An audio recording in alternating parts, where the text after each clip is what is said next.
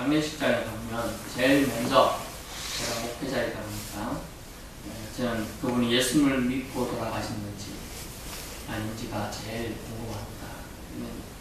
가보면 예수님 믿다가 돌아가신 분은 십자가 밑에가 이렇게 풀려져 있잖아요. 그래서 십자가 밑에 조상화가 항상 있어요. 십자가 있고 조상화 있고 이렇게 돼 있더라고요. 네, 그러면 저는 뭔가 안심이 됩니다. 이렇게 써져 있죠. 대부분 땡땡땡 집사 누구누구 땡땡땡 장로 누구누구 이렇게 되어 있죠.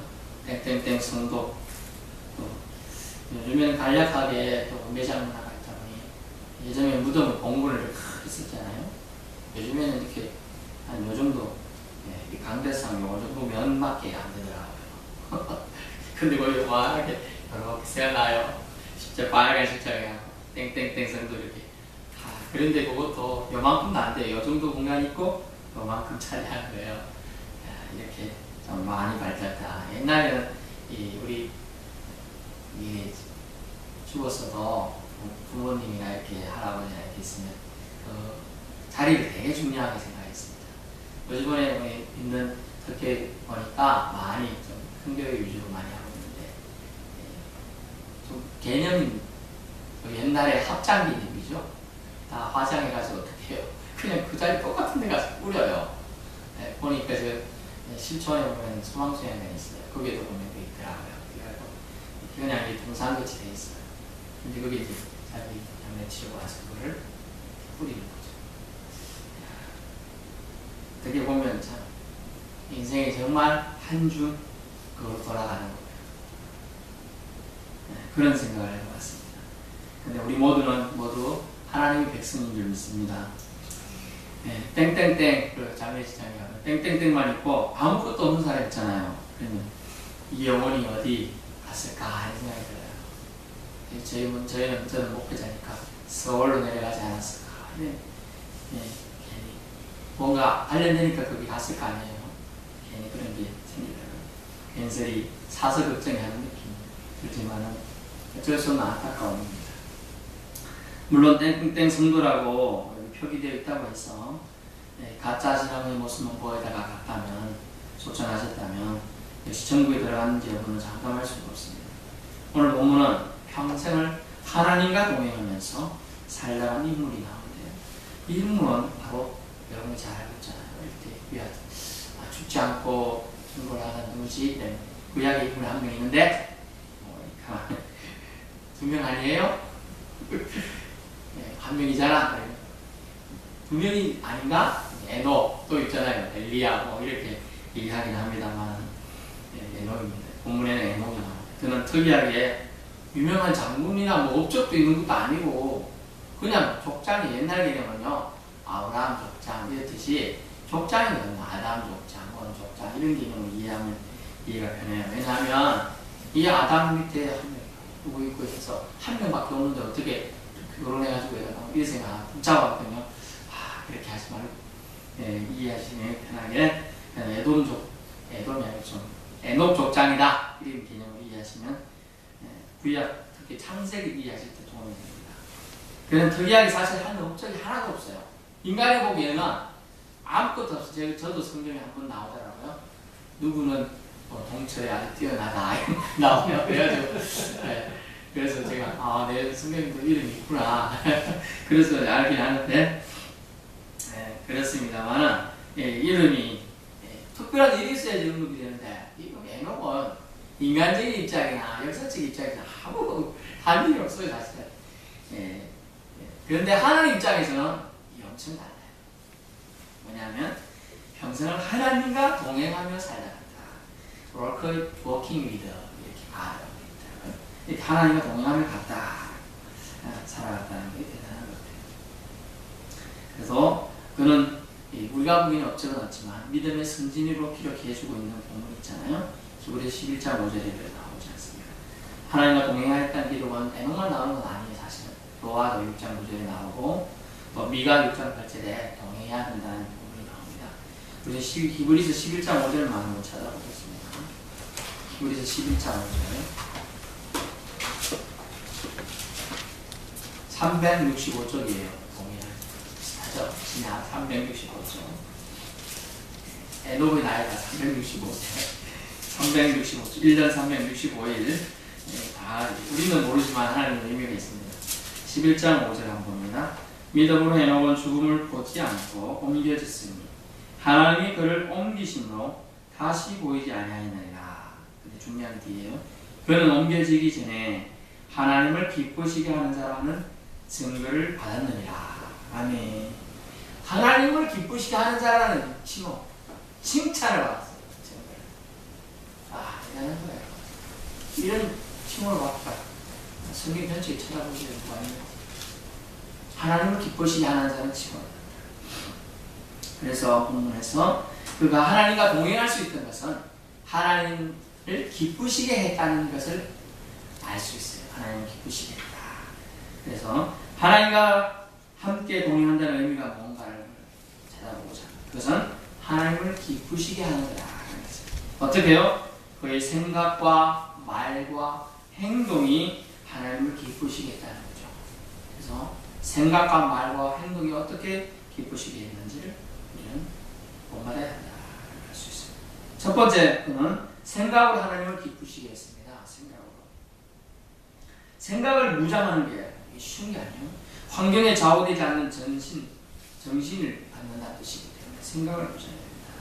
하나님의 말씀이나 약속을 반드시 기억하고 명심했다는 얘기인데 오로지 하나님에 대한 생각으로 꽉 채우고 삶을 살았습니다. 22절 말씀 봅니다. 창세기 5장 22절 모두셀라를 낳은 후 300년을 하나님과 동행하며 이렇게 되어 있습니다. 여기까지 동행하며까지 모두셀라를 낳은 후 근데 우리가 알고 짚고 넘어가는데 이 에녹에 대한 부분은 이 4계절밖에 안 나오는데 4를 나오는데 이렇게 하나님을 기쁘시게 하는 칭호까지 받은 이유는 뭐냐면 모두셀라를 낳은 후 모두셀라는 이름이 있어요.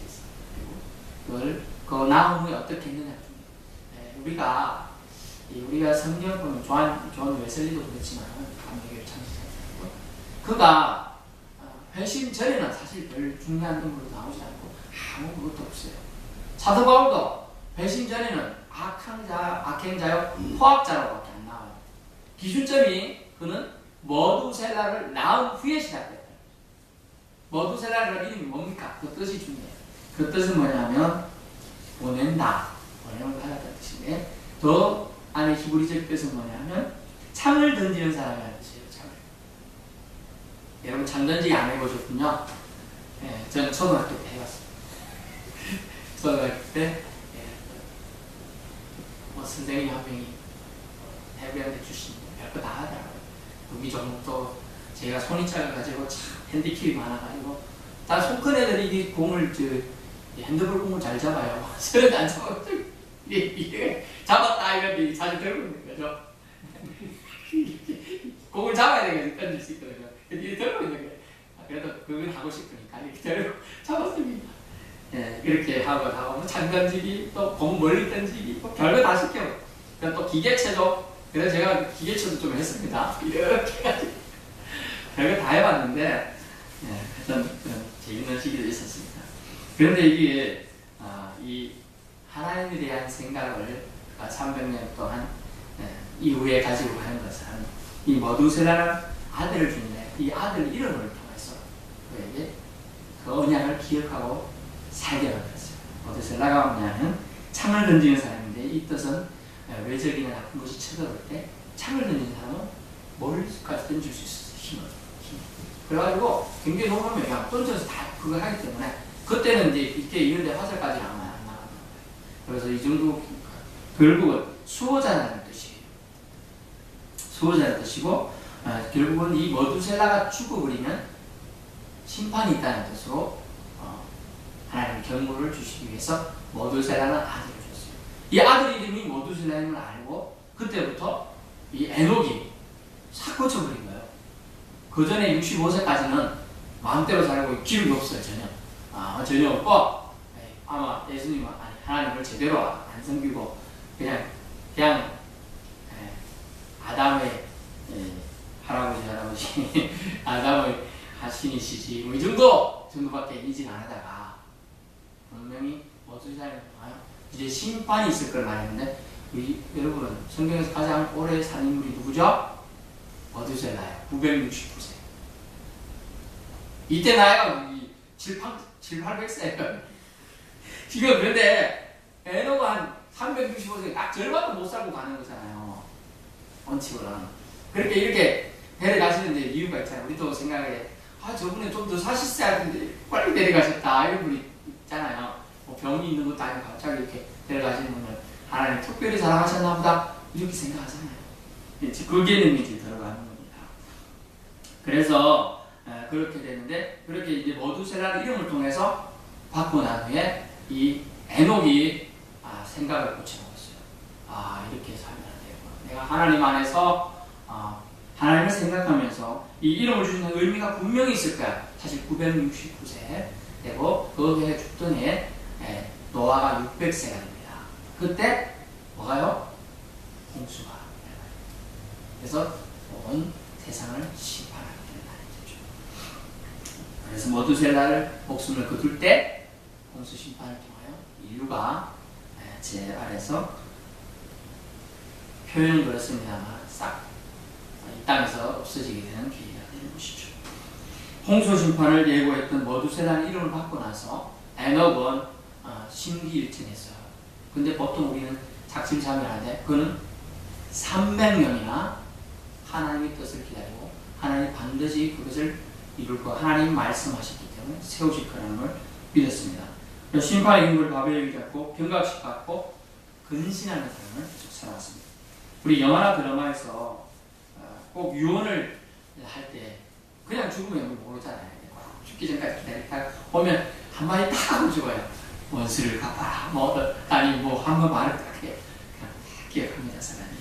그러면서 유언을 간직한 자식들이 복수하거나 아니면 마음을 다잡고 새로운 인생을 사는 거죠. 그래서 그런 것처럼 지금 이름에 준 큰 의미를 새기고 있었습니다. 여러분 서대문 형무소 가보셨나요? 저는 안 가보고 인터넷으로 가봤습니다. 저는 그런 자리 가면 왠지 섬뜩하더라고요. 네, 섬뜩해요. 수용소 이런데 옛날에 수많은 사람들이 여기서 공부받고 감옥사 아니다 이렇게 생각합니다. 사실 그런 것은 다 기억의 방이에요. 그때 가면 사실 내가 그 감옥에 있는 건 아니잖아요. 거제도에도 보니까 수용소 특파원수용소 내가 있는 건 아니에요. 그래도 그런 느낌이 있는 거잖아요. 기억의 방이에요.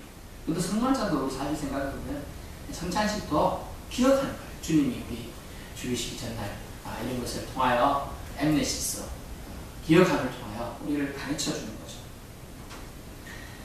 근데 제가 말씀드리는 것은 생각으로 하나님을 기쁘시게 하는 그런 삶을 에녹은 살았다.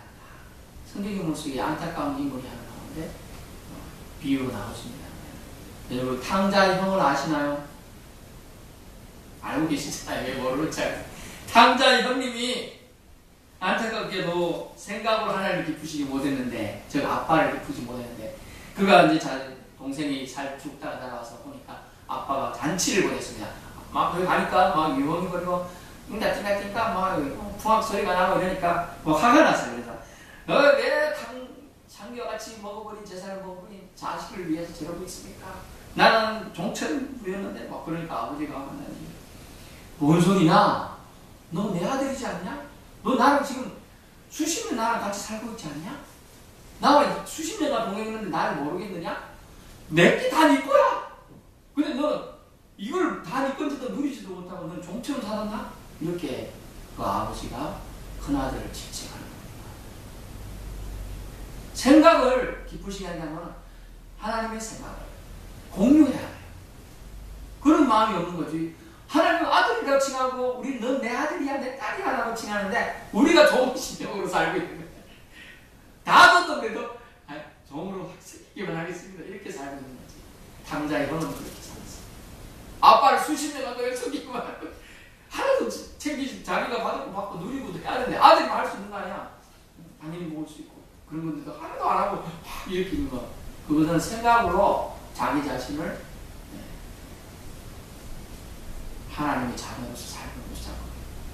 근데 동행했다는 이야기입니다. 하나님이 자녀이고 하나님의 아들임을 그가 인식하면서 계속 살았다는 걸 말해주고 있습니다. 그래서 결국 그가 생각을 무장하고 살았다는 거죠. 하루도 이틀도 아니고 300년을 무장하면서 환경에 좌우되지 않고 하나님이 분명히 이루실 것을 믿었다는 걸 알 수가 있습니다.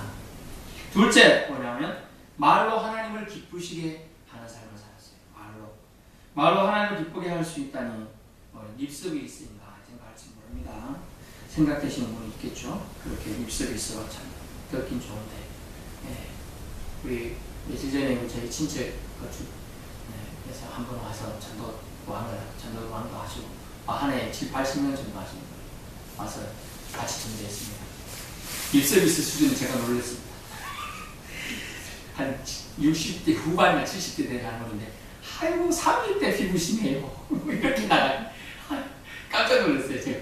그래도 너무 심하다 이런 생각이 들어요. 그리고 우리는 여기서 이제 오면 이렇게 주는데 손 조심하는데 저기 있잖아요. 한 10m 정도 막 가요. 막 우리 90도씩 아이고 안녕하세요. 그러니까 차 한잔하고 우리는 차 한잔을 강매를 잘 못하거든요. 와서 드시라고. 강아지 팔짝 끼 확실히 도사야. 일주일 내내 그래서 그 전도를 해야 된다.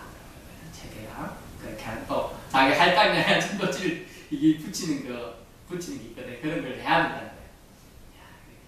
뭐든지 훈련으로 되는 거지. 그렇게 처음부터 되는 건 아니지만 그렇다는 거죠. 자 듣긴 좋잖아요. 60대, 70대는 아이고 40대, 30대 피부시네요. 막 이러면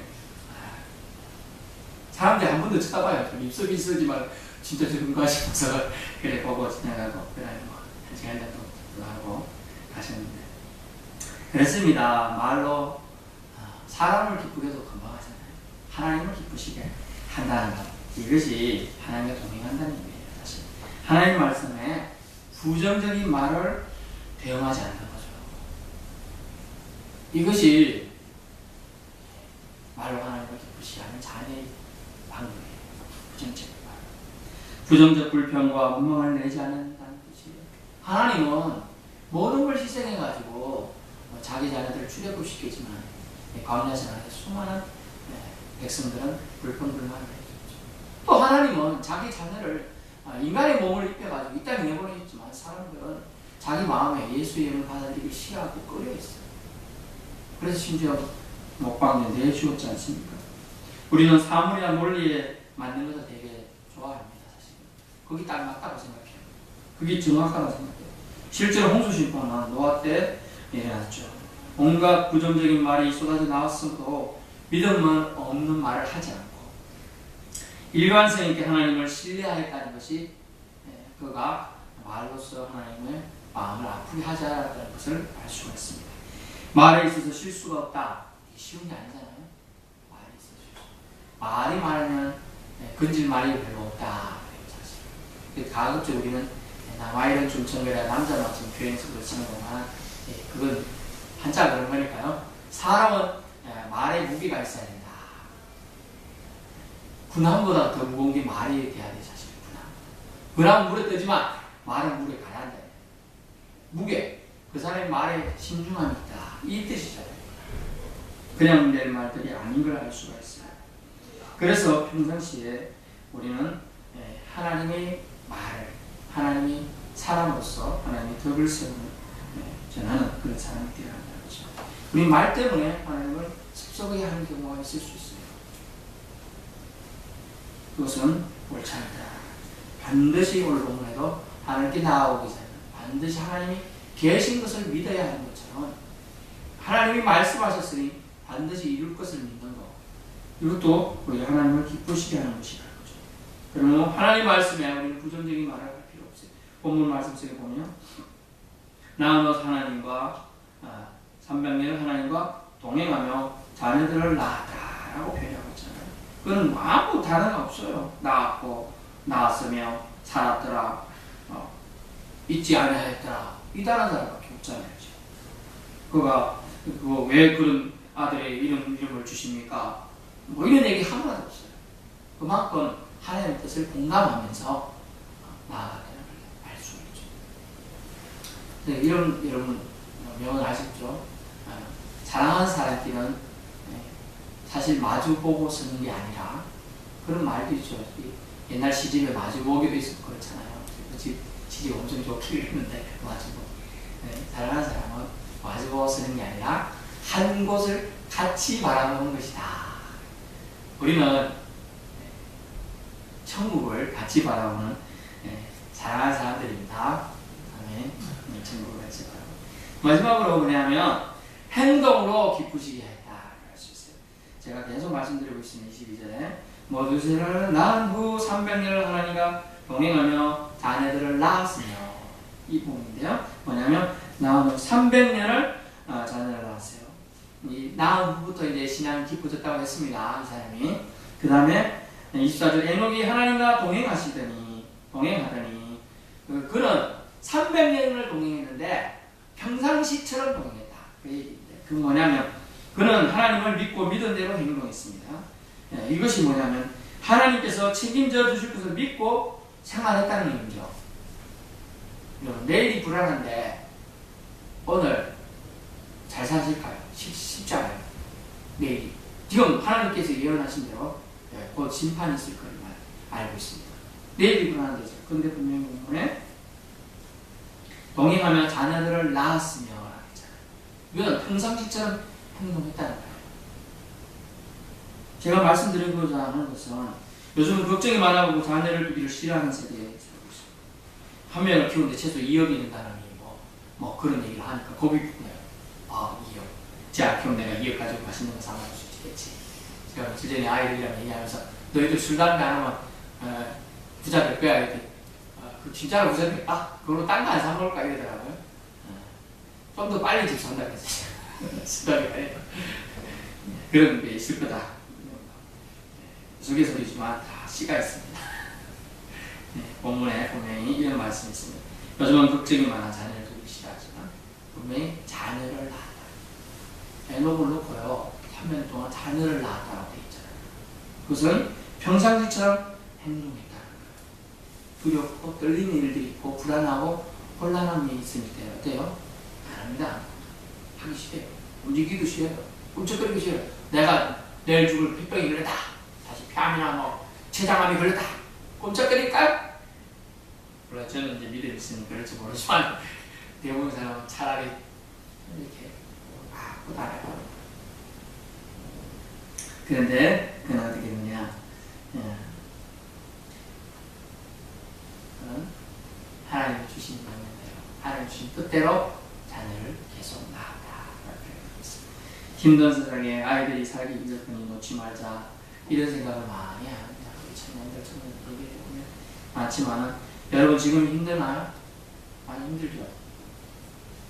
사실 그런데 1제 때나 6.25 때가 더 힘들었어요. 그런데도 자녀를 놓고 살았어요. 그래서 지금 우리가 있는 거예요. 근데 지금은요 자기 생각 주관으로 재단하기 시작했어요. 세상. 그러다 보니 얘가 뭐 힘들게 살겠지. 아유 얘가 힘들게 사니까 얘라도 잘 살게끔 내가 바탕을 쫙 깔아놔야겠다. 이렇게 다 더 넓게 놓고 더 넓게 놓다 보니 뭐가 문제가 생겨요?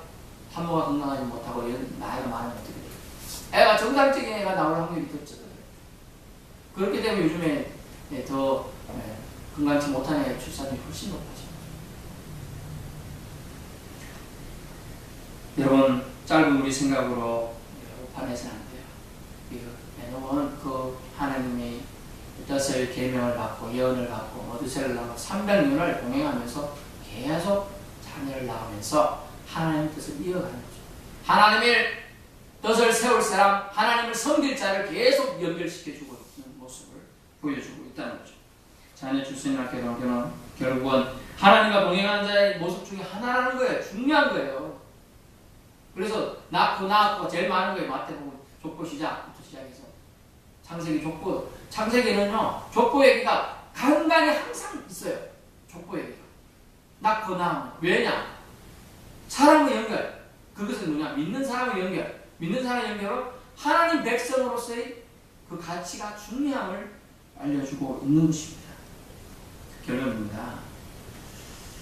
결론 저거 좀 말씀드리면 그러면 이 땅에서 우리는 누구랑 동행하며 잘 살아야 돼요? 이 땅에서 제가 땅의 영이라고 부여하는 이 땅에서 하나님께서 우리를 가까운 이웃과 동행하며 살게 하셨어요. 가장 가까운 이웃은 누구입니까? 부모입니다. 부모 안 계신 분은 배우자죠. 또 그 다음에 형제, 친척, 자녀, 이 가까운 사람과의 관계 속에 잘 동행해야 된다 할 수 있어요. 그래서 사실 부모가 우리에게 계시고 있는 거 얼마나 힘들어요. 그런 생각을 없는 분들 많이 하시잖아요. 무엇은 너 부모가 무슨 우리 차이가 되겠어. 내가 예전에 어르신 만나봤는데 80대가 훨씬 넘으셨다. 예전에는 키도 그렇게 훔치라고 그러시고 잘했는데 지금은 우리 구부러지시고 연락하시고 힘도 없으시고 재산 자녀들 다 나눠주고 살기 힘들어하고 힘들게 사시더라고요. 그런데 하지만 자녀 오르지 그런 말씀 하실 거예요. 부모는 자녀가 잘 되길 바라지만 자녀가 부모 잘 되길 바라는 부모 별로 없다, 자제가 없다는 거예요. 사실 내기사랑이라는 말을 하죠. 치사랑은 거의 없다는 거예요. 사실 이놈이 와서 벼룩이 강까지 빼먹으려고 해도 부모는 알면서도 그렇게 한다는 거예요. 이게 사랑이에요. 근데 이것을 통하여 주님은 뭘 말씀하시냐면 네가 자녀를 사랑하냐? 내가 너를 사랑하고 있다는 것을 깨닫게끔 하고 해준다는 거죠. 그래서 사람들 사이에서 관계가 중요합니다. 가까운 이웃과의 관계. 첫 번째 부모와의 관계 다시 잘 하셔야 됩니다. 두 번째는 배우자의 관계를 잘해야 된다. 배우자랑 동행 잘해야 된다. 여러분 어디서 들어보시는 적이 있을 건데 찰스 킹슬이라는 목사님이 한 얘기인데 전쟁 나갈 때 한 번 기도해라. 항해, 그때는 항해가 어렵나 봐요. 배 타는 거 항해할 때 2번 기도하고 배 타라. 세 번째 결혼할 때는 3번 기도해라. 이렇게 결혼을 제일 쉽게 해야 됩니다. 그렇게 했다는 거예요. 근데 여러분 결혼했다가 한번 실패한 사람들이 재혼하잖아요. 재혼하는 사람이 왜 재혼하냐 그걸 조사해 봤더니 놀랍게도 기억력 부족으로 재혼한대요. 내가 이혼했었구나. 내가 옛날에 잘 안 돼서 헤어진 걸 잊어버려가지고 다시 투자해야겠다. 하지만 배우자랑 동행하는 것은 주께서 분명히 독차하는 일 좋지 못하라고 하셨고 그래서 특별하게 사도 바울은 말씀하기를 특별히 하나님이 은사 주시지 않으면 결혼해서 자녀를 낳는 것은 주님의 백성을 연결하고 출산하는 것은 하나님 복이라고 말했어요. 복된 자녀죠. 그걸 기억해야 한다. 오늘 머두셀라가 최장수로 오래 산 이유가 있는데 여러분 아세요 혹시? 머두셀라가 왜요? 제일 오래 살았습니다. 960세. 이것은요 한 사람이라도 더 구원할 수 있는 기회를 주기 위해서.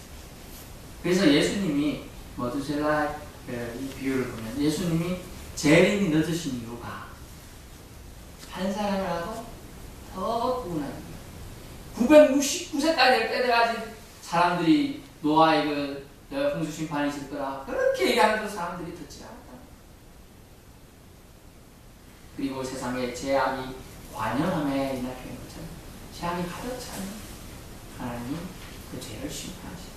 알 수가 있습니다.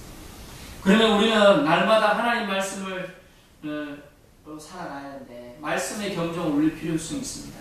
그것이 우리가 하나님과 동행하는 방법이죠. 하나님과 동행할 때 가장 우리가 말씀으로 경종을 울리는데 최고 좋은 방법이 뭡니까? 제가 누누이 좀 조업하면 1월달마다 누누이 얘기하는 건데 큐티예요. 조용히 경건한 묵상할 시간을 꼭 가져야 된다는 거예요. 큐티하지 않으면 엄격히 말하면 주님을 사랑을 안 한다고도 할 수 있어요. 또 엄격히 더 말하면 크리스찬이 아니구나까지 얘기할 수 있어요. 왜 주님을 사랑한다면 주님의 말씀이 기록된 성경 말씀을 묵상하지 않는 걸까요? 묵상해야 합니다. 묵상해야 된다는 거예요. 큐티는 바로 하나님과 나 사이의 관계가 하나님과 자녀의 관계를 확인하는 귀한 시간이라는 거죠. 우리는 하나님과 동행하는 방법으로 큐티를 다시 재정비해야 한다. 그렇게 할 수 있습니다. 결론 다시 말씀드립니다. 하나님과 동반 자 관계로서 하루 이틀도 아니고 300년이나 동고동락하며 함께 왔다는 것은 큰 의미가 있습니다. 하나님과 동행했다. 300년은 어떻게 해요? 하루같이 한결같이 하는 거죠. 여러분 라헬을 아실 거예요. 라헬을 사랑한 야곱이 7년을 어떻게 보냈다고요? 며칠같이 보냈다. 이 며칠같이 이 표현된 이 단어하고 300년 하루같이 보내는 이 단어가 비슷한 단어가 보냈던 그건 뭐냐면 즐겁게. 여러분 즐겁게.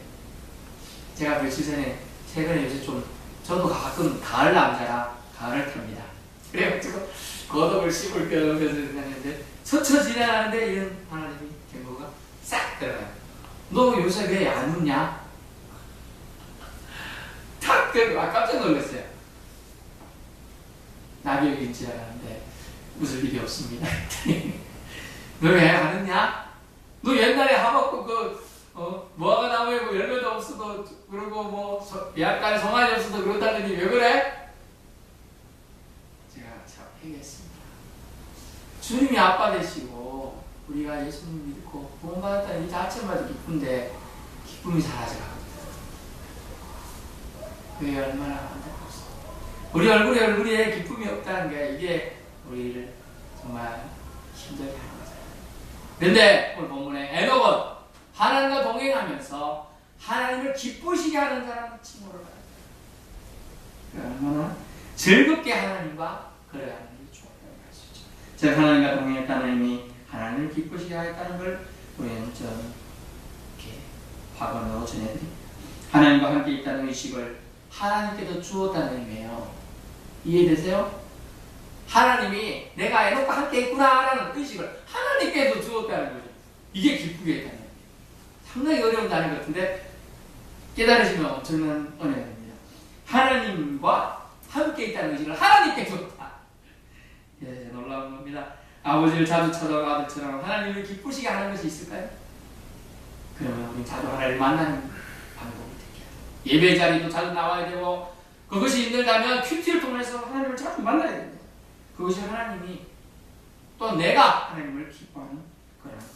오늘 동행이라는 단어는 거닐었다, 함께 살았다, 함께 걸었다, walk the with God라는 단어를 쓰는데 우리가 그런 삶을 살아야 한다는 것이죠. 에녹의 하나님과 동행한 사건은 이 땅의 사탄의 권세가 가득하더라도 우리는 하나님과 동행할 수 있다는 희망을 주고 있습니다. 아주 평범한 인생을 살았지만 에녹이 산 그 평범함은 결코 평범하지 않았습니다. 어떤 유혹과 시련과 난관 속에서도 하나님과 함께 길을 걸어갔다. 특이해도 손잡고 걸어갔다. 저와 여러분은 외롭다고 느끼실 때 하나님이 옆에서 같이 걸어가고 계시다는 것을 믿으실 수 있기 바랍니다. 사랑하는 주님 감사합니다. 300년